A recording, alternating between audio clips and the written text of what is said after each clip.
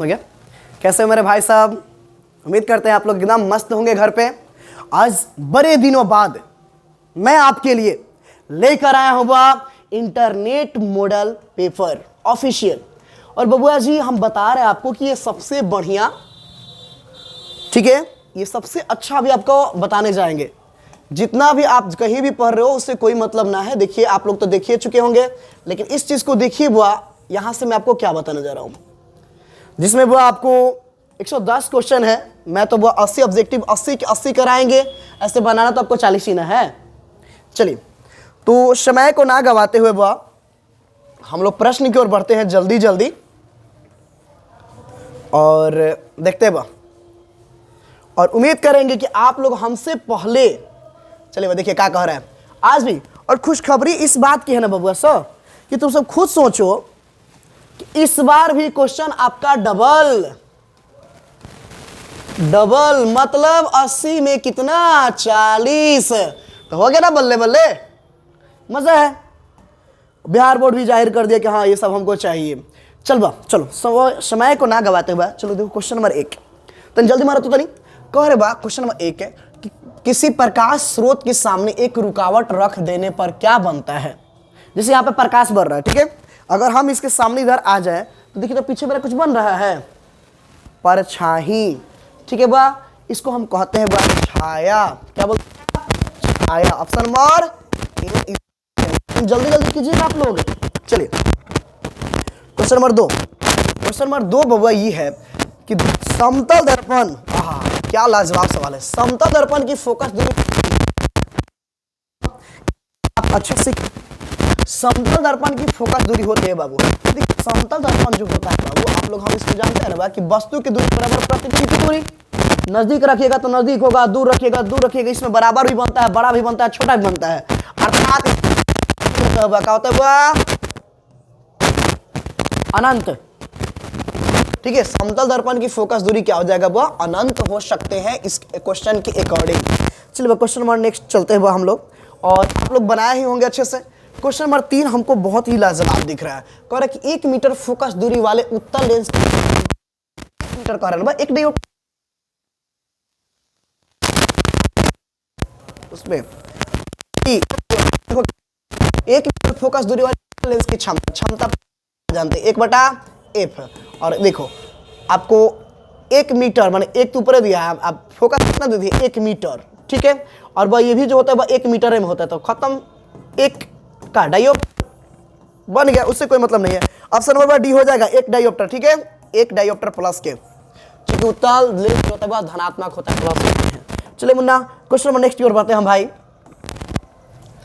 वाह वाह क्वेश्चन बहुत अच्छे। कह रहा है कि निम्नलिखित में से किस लेंस को अपसारी फैलाने वाला, अपसारी लेंस किसे कहते हैं बुआ? अपसारी लेंस किसे कहेंगे बुआ?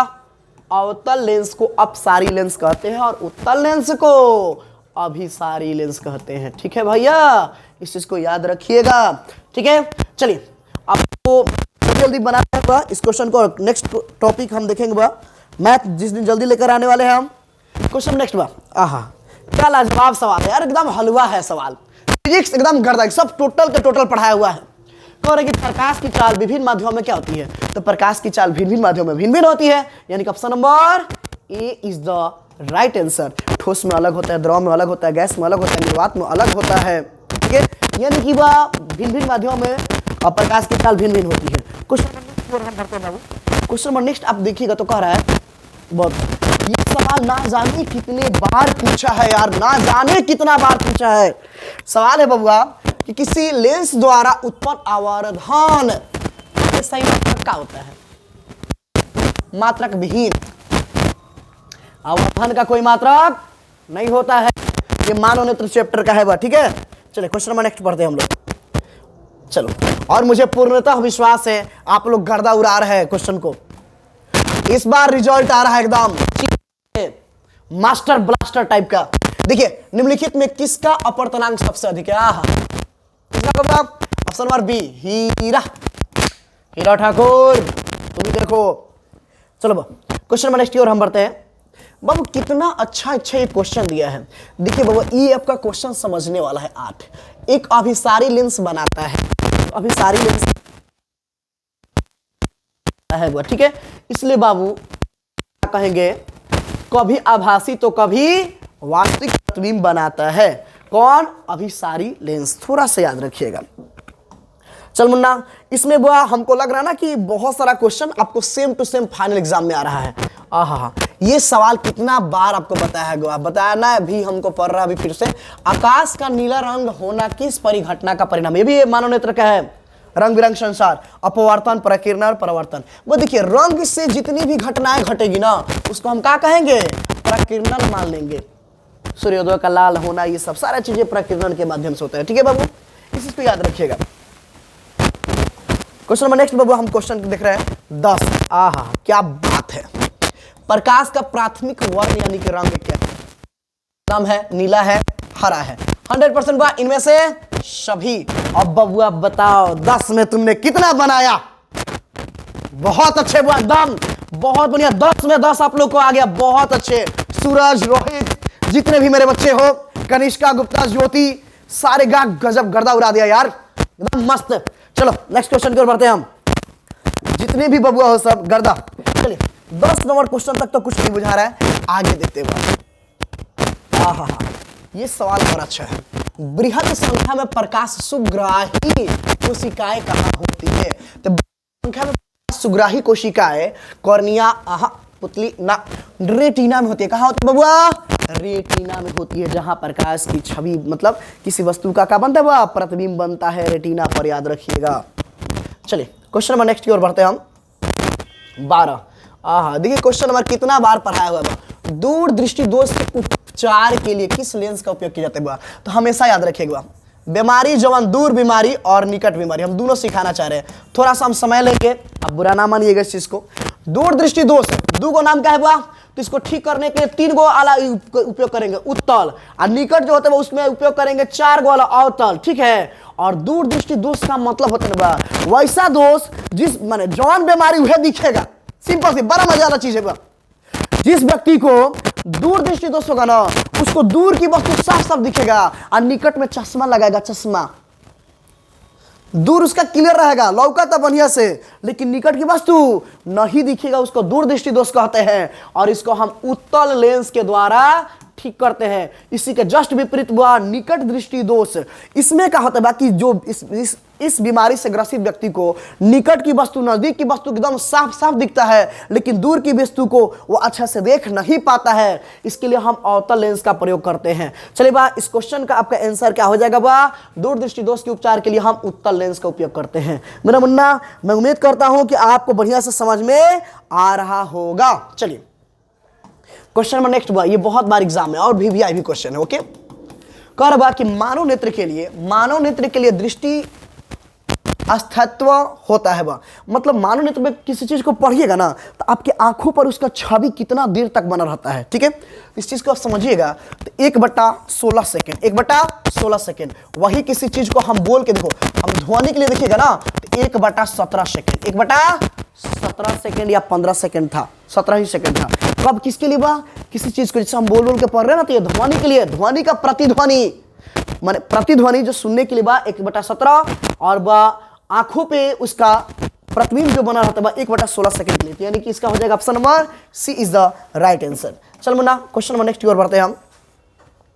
क्वेश्चन 14 कह रहा है भाई कि निम्नलिखित में कौन सा मात्रक वाट के बराबर होता है। वाह भाई, कितना बार बताया गया, जूल प्रति सेकेंड, ओके। किसका, वाट बराबर, डब्ल्यू बराबर जूल बटा सेकेंड। चलिए क्वेश्चन नंबर नेक्स्ट। वाओ, क्या क्वेश्चन है, मजेदार क्वेश्चन है भाई। 1 किलोवाट घंटा बराबर होता है वह 1 यूनिट, ठीक है, 1 यूनिट। बड़े बड़े देखो, छोटे के लिए ऊर्जा का मात्रक वाट है, छोटा सा, लेकिन बाबू मान के चलिए बड़का बड़का कंपनी है, बड़ा बड़ा कल कारखाना फैक्ट्री चल रही है, वहां पर बिजली का खपत ज्यादा है, तो हम क्या करेंगे, ऊर्जा का मात्रक जूल से मापेंगे, वाट से मापेंगे, लेकिन ऊपर से बार का तो कैसे से मापेंगे, यूनिट से मापेंगे, ठीक है बा। और 1 यूनिट बराबर कितना लेके चलिएगा, 1000 वाट कभी कभी देगा, ठीक है। और इसी को कहेगा कब वो 3.6 गुने 10 के पावर 6 जूल। इन चीजों को याद रखिएगा आप। चलिए बा, क्वेश्चन नंबर नेक्स्ट की ओर बढ़ते बा। 17। आइएगा सवाल, देखिए ना, आ गया सवाल जो अभी जस्ट बताए और आ गया। देखिए 1 किलोवाट घंटा किसके बराबर है? 1 किलोवाट घंटा किसके बराबर है भाई? 3.6 गुने 10 के पावर 6 जूल। चलिए बा, सारे बच्चे का जवाब एकदम सही जा रहा है। हम जैसे कि कमेंट में अपना देख पा रहे हैं बाबू, आदित्य पेड क्लासेस, ज्योति, कनिष्का, हाँ हाँ आप लोग का कमेंट थोड़ा स्लो आ रहा है। चलिए चलिए जी, आप ही ने सही बोला है। चलो चलो कोई बात नहीं, बहुत अच्छे बच्चे, बहुत बढ़िया। चलिए ये सवाल और मस्त है बा, ये आपका विद्युत धारा के चुंबकीय प्रभाव से है। कह रहा है कि दाएं हाथ के अंगूठे का नियम किसने प्रतिपादित किया था? तो दाएं हाथ आ जाएगा अंगूठा, तो देखिए अंगूठा धारा की दिशा बताता है। देखिए इसको कहा जाता है मैक्सवेल का नियम। किसके कहते हैं बा? मैक्सवेल का नियम। मैक्सवेल का क्या, जैसे मान लो कोई धारावाही तार है, इसको कीजिएगा ना, तो अंगूठा धारा की दिशा बताता है और अन्य 4 उंगलियां विद्युत चुंबकीय क्षेत्र को दर्शाते हैं। ठीक है, चुंबकीय क्षेत्र को ये देखो इस तरह से आ रहा था, विद्युत चुंबकीय क्षेत्र दर्शाता है और ये धारा की दिशा को दर्शाता है, यानी कि ऑप्शन नंबर ए। चल क्वेश्चन नंबर नेक्स्ट की ओर बढ़ते हैं हम 19 से। विद्युत फ्यूज, वाह वाह, विद्युत फ्यूज विद्युत धारा के किस सिद्धांत पर कार्य करते हैं? तो उसमें प्रभाव, याद रखिएगा किसमें? उसमें प्रभाव। चलो बा 19 तक हो चुका है, आज इसको पूरा कर दिया जाएगा। हाँ बाबू, क्वेश्चन नंबर 1 देखिए, ये एग्जाम में आपको हम टेस्ट में दिए थे, ये आपको हम टेस्ट एग्जाम में क्वेश्चन को दिए हुए। ठीक है, ये क्वेश्चन को टेस्ट 1 माइक्रो एम्पियर बराबर होता है 10 के पावर माइनस के 3 के बराबर, याद रखिएगा 10 के पावर माइनस 3 के बराबर होता है। चलिए बात क्वेश्चन नंबर नेक्स्ट बढ़ते हैं। और बढ़ने से पहले मेरा भाई 20 क्वेश्चन में अब बताइए, मुझे तो पूरा लग रहा है कि 20 में 20 नहीं तो यही वाला खाली गड़बड़ होगा। 19 तक आप लोग का आंसर आ गया, क्या बात मेरा, बहुत अच्छे, एकदम गर्दा उड़ा रहे हो। इस बार लग रहा है कि आप लोग मन से पढ़ चुके, हम लोग बहुत दिन बाद भी पढ़ रहे हैं ना, इसलिए चलिए कोई बात नहीं, मस्त। और वीडियो थोड़ा सा भी अच्छा लगे ना तो इसको लाइक जरूर कीजिएगा।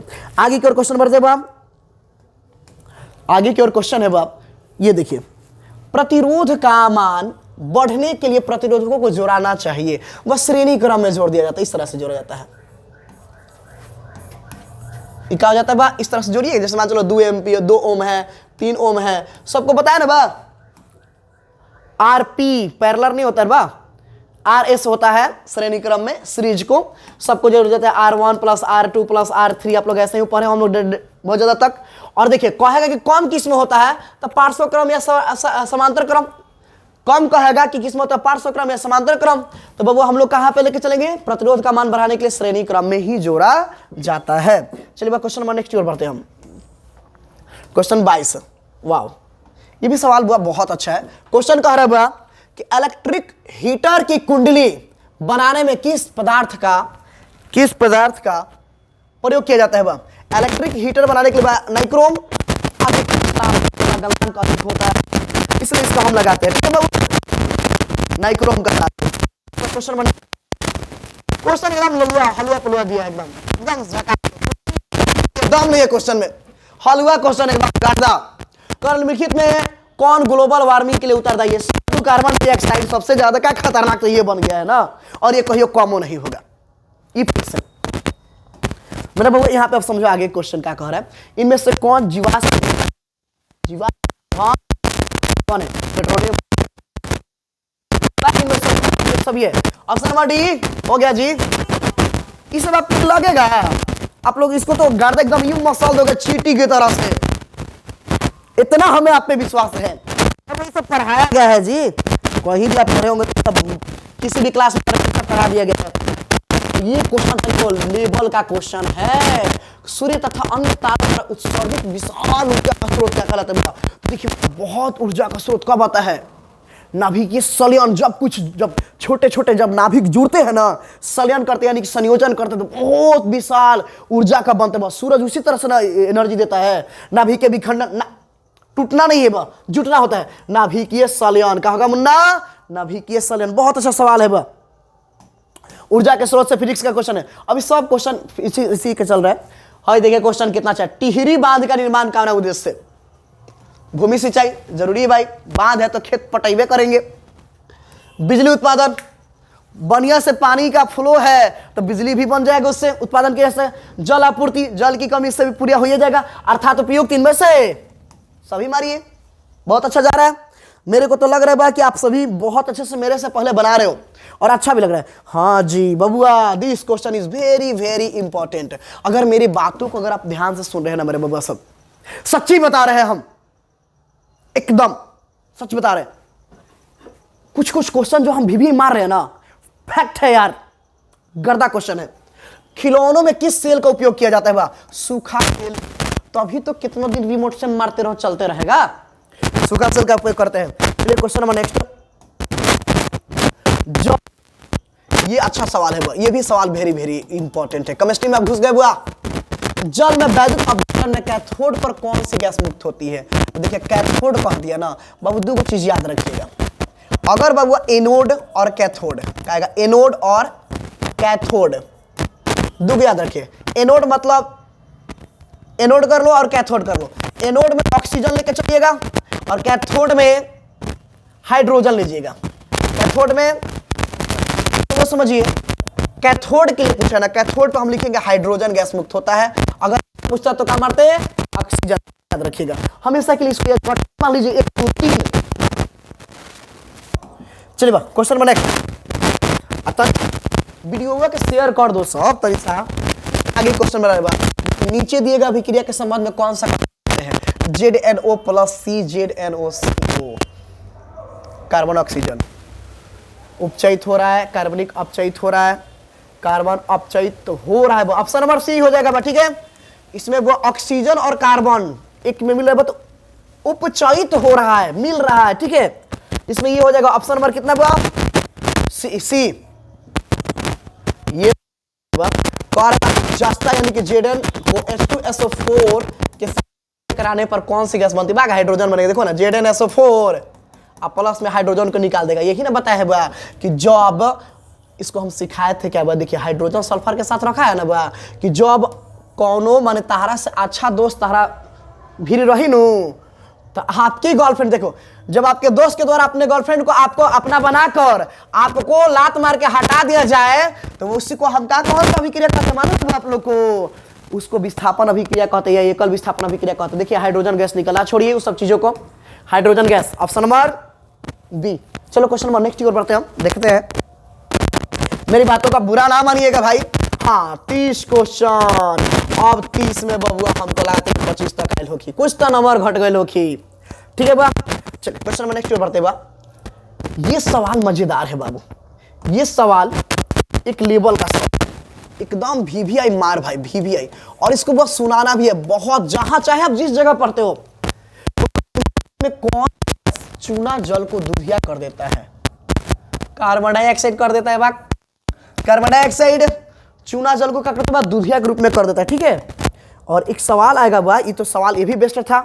हाँ जी, इसी को समय को हम कहने वाले थे। ये बाबू सबसे मोस्ट इंपॉर्टेंट है, सबसे मोस्ट। इस पे सटार मारिए, एकदम स्टार मार लीजिए। ये क्वेश्चन वो एकदम भौकाल है। ये क्वेश्चन हुआ निम्नलिखित में कौन बुझा हुआ चूना है? तो बुझा चूना पहले आप लोग आंसर करो। आप लोग ना बुझा हुआ चूना कौन है? CaOH2 ठीक है, कैल्शियम हाइड्रोक्साइड। ओके, इसको कहते हैं कली चूना। इसको क्या कहते हैं बा? कली चूना। CaO को बोलते हैं कली चूना। ओके, बोलते हैं बुआ बुझा हुआ चूना। इसको बोलते हैं बुआ चूना पत्थर।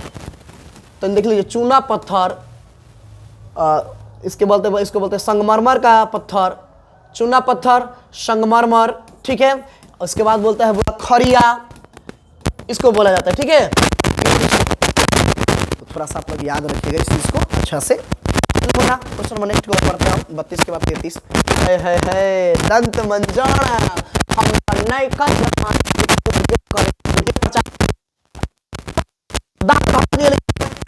करती है। हम तन्नाई का जमाना के कोलगेट का उपयोग करते हैं। देखिए बा, हम लोग का दांत में ना जब हम पानी वानी पीते हैं या फिर कुछ अलग तरह के खाना वाना खाते हैं ना तो पीला पीला लग जाता है, यानी कि अम्लीय हो जाता है, अम्लीयता हो जाता है, जिसको दूर करने के लिए हम लोग क्षारीय का उपयोग करते हैं। तो दंत मंजन चाहे कोलगेट हो, दंत मंजन हो, ये सब क्या होता है? क्षारीय होता है जो अम्ल को हटाता है, ठीक है बाबू। खास करके हम लोग के यहाँ पे पानी हम लोग का आयरन वाला होता है, दांत में पीला पकड़ लेता है। जबकि हम लोग गुटखा खैनी पान आप लोग नहीं खाइएगा ना, दांत में पीला पीला लग जाता है। चलिए इसके बाद देखते हैं बाबू, कह रहा है कि क्या बात है, नींबू में कौन सा अम्ल है? सिट्रिक अम्ल, नींबू हो संतरा हो, नींबू संतरा में सिट्रिक अम्ल, एसिटिक अम्ल व सिरका में, सिरका में लैक्टिक अम्ल दूध या दही में, दूध या दही, दूध और दही में, फार्मिक अम्ल व देखिएगा मधुमक्खी, ये थोड़ा सा अच्छा बता रहे बा, मधुमक्खी या चींटी, लाल चींटी हो चाहे चींटी, लाल चींटी में होता है, इसमें पाया जाता है, ठीक है। इस चीज को भाई सब थोड़ा सा याद रखिएगा, ठीक है बबुआ। मैंने यहां से 4 क्वेश्चन बताया,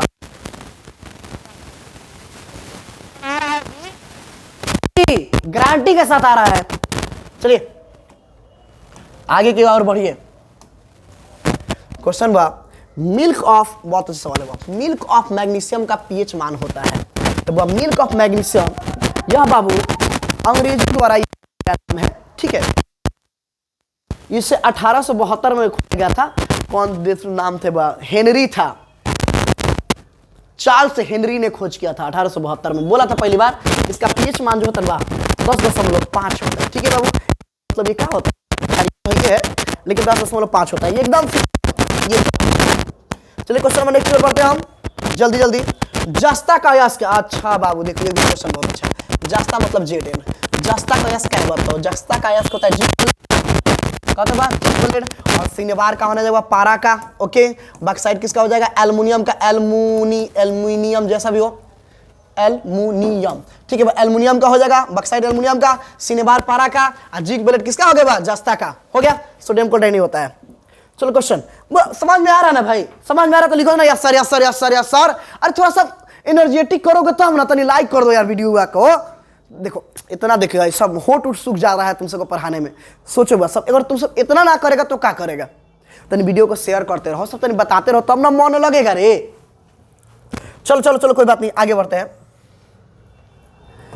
हाँ जी, धातु जो सिर्फ अम्लराज में घुलता है उससे क्या कहते हैं? तो देखिए 3-4 एगो है बस। सोना, उसको सोना मतलब सोना है जो अम्लराज में घुलता है, सोना है, प्लेटिनियम है, और एक और कुछ था उसका हम नाम अभी भूल रहे हैं। सोना और प्लेटिनियम को देखिएगा 3-4 ही धातु है जो अम्लराज में पूरी तरह से पूर्णतः घुलते हैं, ठीक है, इसलिए सोना होगा। क्वेश्चन में नेक्स्ट 38 की ओर चलते हुआ। निम्नलिखित में आयनिक नहीं है, निम्नलिखित में कौन आयनिक नहीं है बबुआ? आयनिक नहीं है, क्या होगा जी? Ca, Cl2, KCl, CO2, HCN। इसको कहाँ मारा जाए? चलो इस क्वेश्चन को आप लोग देख लो, ठीक है, इसको तुम देख लो, थोड़ा ज्यादा फंस रहे हैं सो छोड़िए। हाँ बा, ये क्वेश्चन को देखते हैं बा। हीलियम गैस है, हीलियम कैसा होता है बा? अक्रिय। क्या होता है बा? हीलियम अक्रिय गैस होता है, ठीक है, क्रिय गैस होता है। चलिए क्वेश्चन नंबर नेक्स्ट 40। सबसे कठोर प्राकृतिक पदार्थ कितना? दोबारा रिपीट कर गया, रिपीट कर गया क्वेश्चन, और अच्छा ना सोने पर सुहागा हो गया है। चलिए question number next, question number next देखिए। बेंजीन का अणुसूत्र, बाबू रे ये क्वेश्चन को मत भूलिए रे, बहुत इंपॉर्टेंट है। देखो मेरा मेन सब्जेक्ट नहीं, लेकिन जितना हम बता रहे हैं सब झकास क्वेश्चन है। बेंजीन का अणुसूत्र होता है C6H6, C6H6, और कितना बार बताया गया है भाई मेरा, अभी हाल फिलहाल में पढ़ाया गया लोगों को। चलिए क्वेश्चन नंबर नेक्स्ट। हाइड्रोजन के, ये क्वेश्चन अच्छा है, ये भी क्वेश्चन भी आई है। हाइड्रोजन के 2 परमाणुओं के बीच देखिए, हाइड्रोजन एक एक से बनता है, मतलब एक से बनता है, एक से, यानी कि हाइड्रोजन में परमाणुओं में कहा होता है एकल बंधन, एकल आबंध होता है, एकल बंध होता है। देखिए हाइड्रोजन में एकल, हाइड्रोजन में एकल, ठीक है, और ऑक्सीजन में डबल, ऑक्सीजन में क्या होता है? डबल, और नाइट्रोजन में क्या होता है? ट्रिपल। पढ़ा दिए वो पहले ही सबको, हाइड्रोजन में एकल, ऑक्सीजन में डबल, और नाइट्रोजन में ट्रिपल आबंध होता है, ठीक है। चलिए क्वेश्चन नंबर नेक्स्ट की ओर बढ़ते हैं। यहां से देखिए 3 को आपको मिल गया। अरे भैया आगे चलिए दो। हाँ जी आ गया, फिर से रिपीट करें क्वेश्चन। चूना जल का रासायनिक सूत्र, रासायनिक नाम पूछ रहा है। तो चूना जल का रासायनिक नाम अभी ना बताया, CaOH2, ओके। आपका कहा जाएगा calcium hydroxide, okay, calcium hydroxide होगा भाई। चलो क्वेश्चन नंबर नेक्स्ट की ओर बढ़ते हैं हम लोग। ये क्वेश्चन नहीं छूटता है भाई, क्वेश्चन अच्छा है। चीनी का रासायनिक सूत्र है। तो बाबू आप लोग हमेशा से पढ़ो, चीनी का रासायनिक सूत्र है C12H22O11, ठीक है। C6H12O11 ये किसका होता है वह? C6 होता है ना बाबू। चीनी चीनी का तो रासायनिक सूत्र हो गया ऑप्शन नंबर सी। आप लोग कमेंट कर लीजिएगा फिर से ग्लूकोज का ग्लूकोज, इसको आप लोग कमेंट नहीं कर दीजिए, दोनों आप लोग रिपीट करते रहिएगा। देखिए क्या होने कर दिया, छोड़ो, मिल गया वहां पे सामने। बड़ा कंफ्यूज करते हैं इसमें और इसमें, लड़का से इसमें घबरा जाता है। ये देखिए क्या कह रहा है, निम्नलिखित में कौन सा कार्बनिक यौगिक सबसे अधिक क्रियाशील है? निम्नलिखित में कौन सा कार्बनिक यौगिक सबसे अधिक क्रियाशील है? तो याद रखिए, कार्बन की जिसका मात्रा अधिक होता है, कार्बन में नंबर में जिसका मात्रा अधिक होता है वही वह अधिक क्रियाशील होता है। अब समझिए आप लोग, ethane, methane, propane, butane, hexane, decane, decane तक पढ़े हो ना, 10 तक है, 10 तक पढ़े हो ना, तो ये सबसे ज्यादा अधिक होता। अब ना समझिए, हमें 2 गो है कार्बन, हमें 1 गो है मेथेन चिपरी, इसको हटाइए, हमें 2 गो है, हमें 3 गो है, अर्थात C3H8 ये सबसे अधिक क्रियाशील धातु है। ओके बबुआ, क्वेश्चन नंबर नेक्स्ट की ओर हम बढ़ते हैं। मेंडलीफ ने, ये सवाल अच्छा है, मेंडलीफ ने अपनी आवर्त सारणी तैयार करने के लिए कौन सा मापदंड अपनाया था? देखिए मेंडलीफ का ही हम लोग नाम लेते हैं, आगे चल के जब हम अब पढ़ोगे 11 क्लास में जाओगे, 12 क्लास में जाओगे, तो मोस्टली साहब ने क्या किया था ना कि बहुत लोगों ने केमिस्ट्री में माने क्रम को समझाने के लिए खोज किया था। सारे गामा पाधा निशा आया था, 3 गो आया था, 4 गो आया था, 7 गो आया था, तो इन्होंने लगभग सही कर दिया था। परमाणु द्रव्यमान से चले थे, जबकि इनको चलना चाहिए था किससे? परमाणु संख्या। तो मेंडलीफ ने अपनी आवर्त सारणी तैयार करने के लिए कौन सा मापदंड अपनाया था? तो इसमें होना चाहिए परमाणु द्रव्यमान, किससे? इनका परमाणु द्रव्यमान, जबकि होना क्या चाहिए था? परमाणु संख्या, जो कि मोस्ले ने खोजा था। ठीक है, ऑप्शन नंबर बी हो गया। ओके, क्वेश्चन नंबर नेक्स्ट की ओर बढ़ते हैं हम। 47 निम्नलिखित में कौन क्षार नहीं है? क्षार धातु नहीं है, सोडियम, हाँ, हेलिना का रब से फरियाद, ठीक है, हेलिना का रब से फरियाद, यानी कि मैग्नीशियम नहीं है, तो क्षार धातु का नहीं है, ठीक है, क्षार धातु नहीं है मैग्नीशियम। चलिए, निम्नलिखित में कौन हैलोजन समूह का सदस्य है? बेरियम, बेरोन, ब्रोमीन, बेरेमियम। तो वह हैलोजन ब्रोमीन होता है, क्या होता है वह? ब्रोमीन। ओके, हैलोजन का ब्रोमीन समूह होता है वह। 49 जिंक की परमाणु संख्या, कितना बार रिपीट किया है क्वेश्चन, कितना बार रिपीट किया है? जिंक का परमाणु संख्या 30। इसे तो थोड़ा सा देखते चलिए, हम नहीं चाहते कि वीडियो ज्यादा लंबा हो, इस सब क्वेश्चन को तो जल्दी जल्दी फाड़ देना है, एकदम गर्दा उड़ा देना है। निम्नलिखित में कौन विद्युत ऋणात्मक है? विद्युत ऋणात्मक कौन होता है? वह अधातु होता है यार। देखिए, धातु प्लस में होता है वह, और अधातु क्या होता है? माइनस में। अधातु गरीब होता है, मांगता है, अधातु देता है, वो त्यागता है, अधातु ग्रहण करता है, तभी तो बनता है बुआरा आयनिक बंधन। आप लोग को कितना बार पढ़ा दिए हैं। चलिए कोई बात नहीं, चलिए 50 तक तो हम लोग निपटा दिए। हाय देखिए सवाल, ये सवाल बड़ा अच्छा है बुआ। राजस्थान के किस ग्राम में चिपको आंदोलन, बहुत देखो अलग अलग अपना सोच है, चिपको आंदोलन के क्रम में महिलाओं ने जान दी थी, ये तो बात है। किसके लिए बा? पौना, खिजरी, रनी नहीं बा, रेनी के लिए। किसके लिए बा? रेनी के लिए। इस सब चीजों को थोड़ा सा याद रखिए। और बाबू थोड़ा सा आप लोग जल्दी जल्दी कमेंट कीजिए। अभी क्वेश्चन कोई खास ज्यादा नहीं है। निम्नलिखित में, अच्छा हाँ आप लोग इंतजार कर रहे हैं बायोलॉजी के ना, थोड़ा सा डिफिकल्ट होता है बा। निम्नलिखित में किसके कारण पर्यावरण में असंतुलन बिगड़ रहा है? बबुआ, पर्यावरण असंतुलित मात्र एक ही वजह से, जनसंख्या बढ़ने की वजह से। भाई कितना बार तो नहीं के बताई, जनसंख्या के कारण पूरा सिस्टम एकदम बेकार हो गया बा। देखो क्या लिख रहा है, वन रोपण ना भाई, पेड़ पौधा लगला से जनसंख्या मतलब पर्यावरण असंतुलित कभी हो ही नहीं सकता, ये तो ना हो भाई। अधिक हरे पौधे पेड़ लगाने से बिल्कुल ना। जैव विविधता कारण ना, जैव विविधता मतलब पृथ्वी पर बहुत सारे जीव पाए जाते हैं, हटाइए। बढ़ती मानव जनसंख्या, देख भाई ये होगा, पहले ही बता दिलो नहीं है। ऑप्शन नंबर क्या होगा बा? B is the right answer. ये बढ़ती जनसंख्या ने बा पूरा पर्यावरण को असंतुलित कर दिया है, आई रोकने वाला भी नहीं है। खाली सरकार कितनों कहिए हम दो हमारे दो, लेकिन मानने वाले हैं हम लोग जाके हम दो हमारे 5। चलो इसको तू ही सबको ना ठीक करना है रे, तू ये सब ठीक करेगा ना। अब तू सब पढ़ेगा लिखेगा तब नहीं सब ठीक ठाक होगा। इसलिए इस चीज के बारे में जानो, जनसंख्या मेंटेन कैसे करें। कहा जाता है वह small family is the happy family, big family always sad family. छोटा परिवार रहेगा, सबका खान पान, सबका कपड़ा लाता बढ़िया हो जाएगा। लेकिन बड़ा परिवार रहेगा तो एगो का कपड़ा किनाएगा तब पता चलेगा कि दूगो होने रोवता हमार नाक किनाइल। इसलिए इस पर केयर कीजिए, ठीक है। आगे देख, ये सब तुम सबको करना है। और देखिए क्वेश्चन क्या कह रहा है। हाँ देखो आजादवा क्या कह रहा है कि हाँ सर हम करेंगे। छोटा कहीं के, चल ठीक है, तो ध्यान दिए। पर्यावरण को प्रदूषण से बचाने का सबसे अच्छा तरीका क्या है? वस्तु को पुनर्चलन, रिसाइकल, फिर से उसकी इस्तेमाल करें। वस्तु का पुनः उपयोग, वस्तु के उपयोग में कमी, वह इनमें से सभी मारिए, सभी सब ठीक ठाक लग रहा है। प्रदूषण बचाने के लिए सभी चीज ठीक ठाक है, लेकिन हम लोग सिर्फ कहते हैं, करते घंटा नहीं है। करता कौन है रे? सबको पता है कि पेड़ पर पौधे काटने से पर्यावरण असंतुलित हो रहा है, लेकिन तुरंत काट काट के एकदम जेने मन चिमकी फेंक देते हैं। डस्टबिन कोई नहीं यूज करता है, कहाँ करते हैं? तो खाली बोलने से थोड़े होगा, करना भी तो पड़ेगा। हाँ भाई देखिए क्वेश्चन नंबर 1, चलिए जाने दीजिए, आप लोग अच्छे से पढ़िए। सौर सेल में किसका उपयोग होता है बबुआ? देखिए सौर सेल, सोलर सेल जो होता है ना, अब तो आजकल खास करके वही चल रहा है, सिलिकॉन का उपयोग किया जाता है। किसका? सिलिकॉन का उपयोग किया जाता है। चल मुन्ना आगे की ओर क्वेश्चन बढ़ते हैं हम, जल्दी जल्दी क्वेश्चन लेके चल रहे हैं। निम्नलिखित में कौन मुख्यतः बायोगैस है? निम्नलिखित में कौन मुख्यतः बायोगैस है? तो देखिए बायोगैस का मतलब होता है चिपरी, ठीक है। कोई भी ईंधन CH4 को हम बायोगैस कहा जाता है, मेथेन, ठीक है। मेथेन सारे चीज में पाया जाता है, CH4 हो जाएगा। चलिए क्वेश्चन नंबर नेक्स्ट, 55 का 56। मनुष्य के दांत की सबसे ऊपरी, बायोलॉजी आ गया क्या जी? लीजिए आ गया क्वेश्चन आपका मन लायक। मनुष्य के दांत की सबसे ऊपरी परत को क्या कहते हैं? इनामेल। क्या कहते हैं मुन्ना?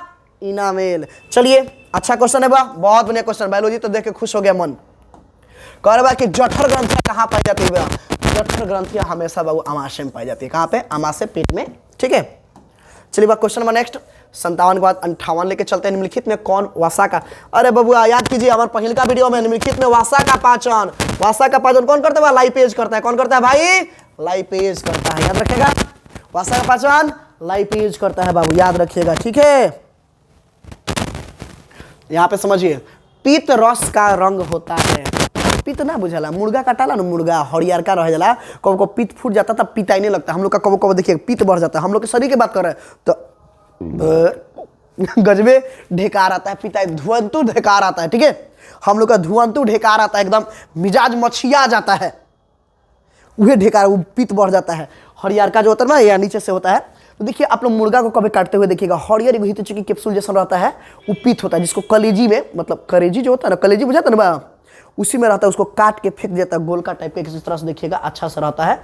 इसको हम लोग बड़ा चाव से खाते हैं, जो मतलब मीट जो हम लोग खाते हैं ना उसको। तो वह हरा रंग का होता है, कैसा कलर होता है बा? हरा रंग का। चलिए मन तक गदगदा गए हो आप लोगों का मीट के नाम सुन के। चलिए 60 नंबर, पौधे में श्वसन होता है। आहा, पौधे में श्वसन होता है, तना में, पत्तियों में, जड़ में, इनमें सभी मारिए। अगर ये सब ना देता ना तो पत्ता मारते, ठीक है। पौधों में श्वसन, इनमें सभी कीजिए। क्वेश्चन नंबर नेक्स्ट, 60 तक मेरा भाई। कुछ केमिस्ट्री में आप लोग को ना बुझा होगा, बाकी आप गर्दा उड़ा के आओगे। मेरे को पूरा विश्वास है आप पे, सच्चो यार, तुम सब पे पूरा विश्वास है भाई, सच्चो मानने वाले बात है। हम मानते हैं तुम सबको भाई, बहुते मानते हैं। चलिए, हरे पौधे रात्रि में कौन सा गैस लेते हैं? हाँ, हरे पौधे रात्रि में किस गैस का निष्कासन करते हैं? छोड़ते कौन है? ना, हरे पौधे रात्रि में किस गैस का निष्कासन करते हैं, यानी कि छोड़ते हैं रात में? ले भाइयों ले, देखो जौन इंसान छोड़ता है हमेशा के लिए, वो पौधा छोड़ता है रात में CO2, रात में छोड़ता है वह पौधा, क्योंकि रात में वो भी ऑक्सीजन को ग्रहण करता है, ठीक है मुन्ना। इसमें बहुत लोगों का क्वेश्चन गलत हो जाएगा आंसर इसका। चलिए भाई बहुत अच्छे, ये सवाल बहुत अच्छे बात। किण्वन के फलस्वरूप कितने ATP का निर्माण होता है? किण्वन के फलस्वरूप कितने ATP का निर्माण होता है बा? देखिए किण्वन में बाबू दुग होता है, कितना बा? किण्वन में दुग होता है बा, और इंसान में हम लोग का वायवीय। देखो किण्वन होता है बा अवायवीय में, अवायवीय में, जो कि ईस्ट में कहा जाता है बा ईस्ट, ठीक है, शराब एल्कोहल बनाने के लिए, ठीक है। इसमें दुगो आपका ATP का निर्माण होता है, जबकि इंसान में वायवीय श्वसन में बाबुआ कितना होता है बाबू? 38 गो। इस चीज को याद रखिएगा थोड़ा सा, ठीक है भाई। चलो उम्मीद कर रहे हैं कि आप लोग ये समझ में आ रहा है। सामान्य डायस्टोलिक रक्त, डायस्टोलिक का मतलब होता है अनुशीतलन। क्या होता है? अनुशीतलन, ठीक है। और सिस्टोलिक, सिस्टोलिक का मतलब होता है प्राकुंचन, ठीक है। प्राकुंचन होता है 1 और अनुशीतलन होता है 80। तो डायस्टोलिक कितना होता है बुआ? 80। Option number A is the. और बीपी कितना होता है बुआ? 120/80। याद है ना? इस चीज को याद रखिएगा। इसका आंसर क्या हो गया आपका? Option number A is the right answer, ठीक है। चलिए क्वेश्चन नंबर नेक्स्ट की ओर बढ़ते हैं हम। पौधे में, क्वेश्चन अच्छा है बा, पौधे में वाष्पोत्सर्जन किस अंग द्वारा होता है? बड़ा अच्छा सवाल है बा। तो वह वाष्पोत्सर्जन मतलब ऊपर में पानी का मतलब रंध्रों के पौधों के वायवीय मतलब पौधों के ऊपरी भागों से, उसके वायवीय भागों से जल का वाष्प के रूप में निकलना ही वाष्पोत्सर्जन कहलाता है। तो पत्तियों से ही ना निकलेगा, इसमें पत्ता ही मारिए, ठीक है। पत्ता के द्वारा ज्यादा निकलता है, तना से भी, फूल से भी, इनमें सभी भी हो सकता है। देखो खास करके पत्ता ही मारिएगा, ठीक है बा, पत्ता मारिए, इसी से निकलता है ज्यादा। चलो बा क्वेश्चन नंबर नेक्स्ट 65। अस्थि क्या है? ये बात सही है बा। तो अस्थि क्या है बा? ये मोस्ट इंपॉर्टेंट सवाल है। अस्थि क्या है? तो अस्थि एक पदार्थ है ना, कोशिका है बा, कोशिका नहीं है। अस्थि बाबू एक प्रकार का उत्तक है, ठीक है। अस्थि क्या? उत्तक। अस्थि मतलब हड्डी, हड्डी क्या है? एक प्रकार का उत्तक है, ठीक है। क्वेश्चन नंबर 66 देखते हैं। पादप में अपशिष्ट संचित रहते हैं बा। पादप के मतलब छाल भी अपशिष्ट है, पत्तियां भी, कोशिका रिक्तियां, इनमें से सभी में बा। पौधों के मतलब अपशिष्ट जो होते हैं इनमें से सभी में, सभी के रूप में बा संचित रहते हैं। पत्तों में भी रहता है बा, छाल के भी रूप में, कोशिका रिक्तियों के रूप में भी। यानी कि ऑप्शन नंबर ये आपका डी हो जाएगा सबके लिए। और बहुत मोस्ट इंपोर्टेंट, बहुत बार एग्जाम में पूछा हुआ सवाल है। चलो बा बायोलॉजी का क्वेश्चन देखे ना, मन तो एकदम गदगदा आ गया, एकदम सच्चो। क्वेश्चन बहुत अच्छा है। अब अभी तक तो ये देखिए कितना आसान दे दिया बा। समन्वय थी ब्रिक का आपका कर दिया क्वेश्चन को।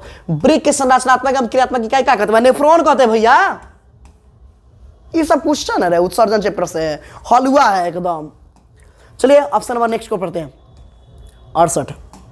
पौधे के उत्सर्जी पदार्थ है, टेनिन तो है, रेजिन है, गंध, सब मारो। 68 हमको पता है, एकदम हलवा, एकदम गर्दा आप लोग उड़ाते चल रहे हो। और ऐसा ऐसा सवाल, ये सवाल आपके लिए बेस्ट है। ये सवाल आपको देखिए, स्मरण शक्ति, सोचने समझने का क्षमता। स्मरण का मतलब सोचने समझने की क्षमता, समझने, सोच समझ, सोचने समझने की क्षमता का मुख्य केंद्र।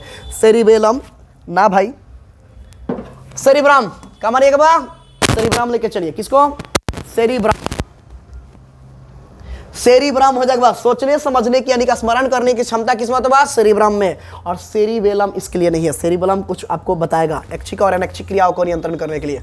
जड़ का अधोगामी, जड़ का अधोगामी वृद्धि कहलाता है वह। अधोगामी मतलब जो नीचे की ओर वृद्धि करता नहीं बनी, तो वह गुरुत्वानुवर्तन, ठीक है। गुरुत्वानुवर्तन, अधोगामी मतलब नीचे, जैसे जड़ नीचे की ओर जाता है ना तो वह अधोगामी हो जाएगा।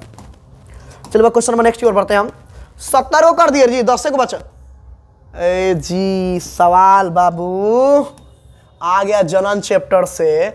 एस्ट्रोजोन स्रावित होता है, तब लोग आराम से जानते हो। एस्ट्रोजोन जो बात देखो, एस्ट्रोजोन और टेस्टेरोन, टेस्टेरोन ये देखिएगा। एस्ट्रोजोन वह मादा होता है वह, और टेस्टेरोन नर होता है। तो नर वृषण में हो जाता है वह, अंडाशय में ये मादा, एस्ट्रोजोन मादा में हो जाएगा। अर्थात हम आपको सिंपल से एक बात बताना चाहेंगे बा कि जो एस्ट्रोजोन हार्मोन होता है वह अंडाशय से निकलता है, और टेस्टेरोन, टेस्टेरोन जो हार्मोन होता है भाई वह वृषण से निकलता है। एस्ट्रोजोन मादा हार्मोन है वह, मतलब महिलाओं में से निकलता है, और टेस्टेरोन नर हार्मोन है, नर में से निकलता है, ठीक है बा। ये तो है जब फालतू में दे दिया है थायराइड, थायरॉक्सिन, ये तो अलग है ना। चलिए बा क्वेश्चन नंबर नेक्स्ट, ये लेवल का एक अच्छा सवाल दिया है। स्वपरागण किसमें होता है?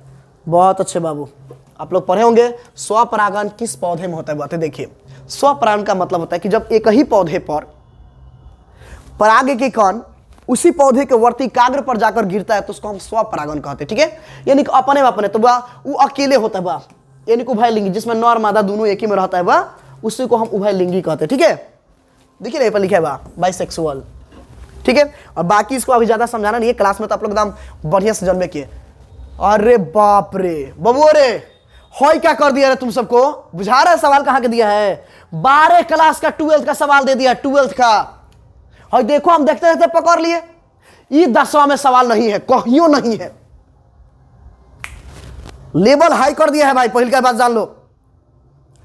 भाई देखो क्वेश्चन नहीं है, कहीं नहीं है भाई। गर्भाशय के किस भाग में भ्रूण विकसित होता है, सवाल है ये नहीं किताब में, कई जनरल चैप्टर में। साला 12 क्लास का लेवल बता दिया है। चलिए, लेकिन आप घबराइए मत, हम है ना, हम है तो गम का ठीक है, हम बताएंगे आपको। गर्भाशय के किस भाग में भ्रूण विकसित होता है बा? परिगर्भ। किसका कहते बा? परिगर्भ है। एंड्रोमेट्रियम। क्या कहिएगा बा? एंड्रोमेट्रियम। योनि ना, योनि तो एक द्वार है, प्रवेश द्वार है, कुछ नहीं है वो। फंडस, ई महिलाओं में, चलो रहने दो, छोड़ो। वो अंडा को पकड़ने के लिए होता है, जिस तरह से इस तरह से होता है ना, फैलोपियन नलिका में इधर आइएगा ना, तो ये जो होता है वो यहां से योनि, योनि अगर हम आपको लेके आए तो ये आपका योनि हो जाता है, योनि द्वार, ठीक है। और ये जो होता है जहां से अंडे निकलते हैं महिलाओं में, जो इसके रूप में आएगा यहाँ पे, ठीक है बा, तो यहां पे पाया जाता है बाबू। ये आपका अगर योनि है ना महिलाओं का, तो इसी यही दीवार जो है बा, यही आपको परिगर्भ कराते हैं, एंड्रोमेट्रियम। ये वाला दीवार, ये वाला दीवार जो आपको बाद में बताएंगे, ठीक है। ये 12 क्लास का लेकिन लेवल था, ये 12 क्लास का लेवल है भाई। ये 10वीं में ना है, सवाल हट। बाप रे, होय देखो ना, लगातार 12 क्लास का सवाल। निम्नलिखित में कौन सा भाग केवल पुरुष जननांग में पाया जाता है? ये टोटल लेबिया माइनोरा आपके क्लास में है ना है। लेबिया माइनोरा 12 क्लास में पाइए, हम आपको बड़ा अच्छा समझाएंगे। चाहे इसको देखो, लेबिया माइनोरा महिलाओं का योनि का मतलब एक मोटा परत होता है, होंठ की तरह होता है, उभरा हुआ भाग। Labia minora, labia majora, labia minora, labia majora. Okay, ये सवाल बाबू बहुत हार्ड कर दिया जी। ये 12th लेवल का है भाई, 12th लेवल का। इनमें से कौन सा केवल पुरुष जननांग में पाया जाता है बा? लेबिया माइनोरा महिला में है ना, फैलोपियन नलिका महिला में ना, परिपक्व पुटक ये भी महिला में है, शुक्रवाहिका पुरुष में होगा, ऑप्शन नंबर डी। लेकिन बबुआ सवाल हम बता रहे हैं, लेकिन सवाल किसका है? 12th लेवल का है भाई, 12th लेवल का। कोई 12th के बच्चों से जाकर पूछे कि उसके क्लास में सवाल ये सब है कि नहीं। ये 10वीं का नहीं है, नहीं है यार। इसलिए बात तुम सब मन लगा के पढ़ो, और मतलब क्या कहते हो, गहराई में पढ़ो, डीप में पढ़ो, पूरा खाली मतलब रट्टू तोता मत बनबा। इसलिए हम कहते ना, हमारे सर क्या कहते बा? रटंत विद्या घटंत विद्या, रटंत विद्या घटंत विद्या, पढ़ंत विद्या बढ़ंत विद्या। इसलिए याद रखिए सर, पढ़ना पड़ेगा अच्छे से समझ के। 74 बात, हाँ जी ये ठीक है। अनुवांशिकता का पिता किसे कहा जाता है बाबू? तो बाबू ग्रेगर मेंडल जी को। ओके, 75 के बाद 76 देखिए, 76 मेंडल किस देश, हाँ बुआ ये भी सवाल बुआ बहुत अच्छा, VBI मार लीजिए इसको। मेंडल किस देश में ईसाइयों के एक मठ में पादरी थे? तो ठीक है बा, ऑस्ट्रिया या ऑस्ट्रेलिया जी? ऑस्ट्रिया है भाई, ठीक है, option number B. Option number B या सी, थोड़ा सा कंफ्यूज में आ रहा है, ठीक है, थोड़ा सा रुक जाओ ना एक पल के लिए। कहाँ है? शायद ये है, रुको हम देखे थे। तो इसको कमेंट कीजिए तो क्या होगा, कंफर्म कीजिए, इसको कंफर्म कीजिए। मेंडल किस देश में ईसाइयों के एक मठ में पादरी थे?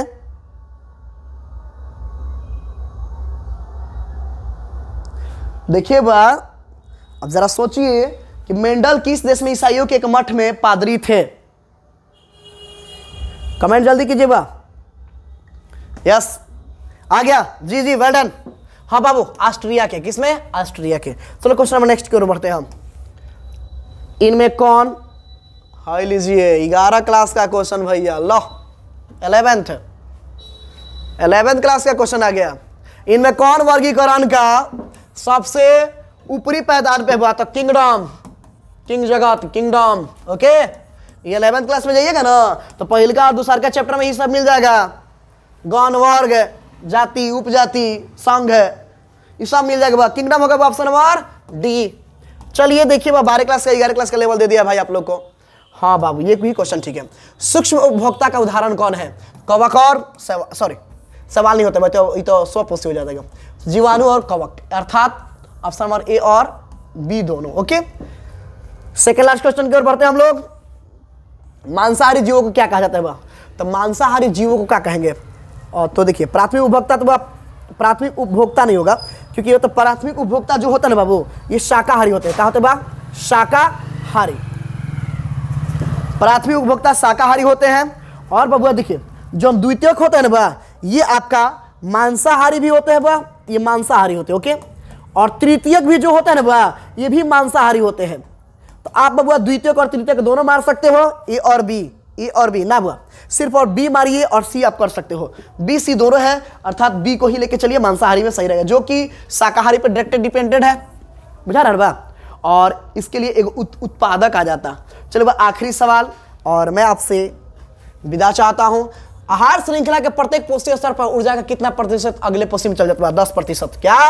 10%। मेरा भाई साहब, मेरी बातों को बुरा मत मानना बा, और वीडियो देखो, भागो मत, भागो नहीं, वीडियो अगर अच्छा लगे बा तो लाइक जरूर कर दो। चलो बा, बहुत बहुत धन्यवाद। मेरी बातों का प्लीज बुरा ना मानिए, थोड़ा भावुक हो जाता हूं आप लोगों के प्रति। तुमसे मेरा छोटा भाई है ना, हम तुमको बताते हैं ना कि तुमको सुधारने के लिए हम किसी हद तक बिगड़ सकते हैं, क्योंकि मैं तुमको बहुत ही प्यार करता हूं, रियलिटी, दिल से, सच हो। चल बा, बहुत बहुत धन्यवाद।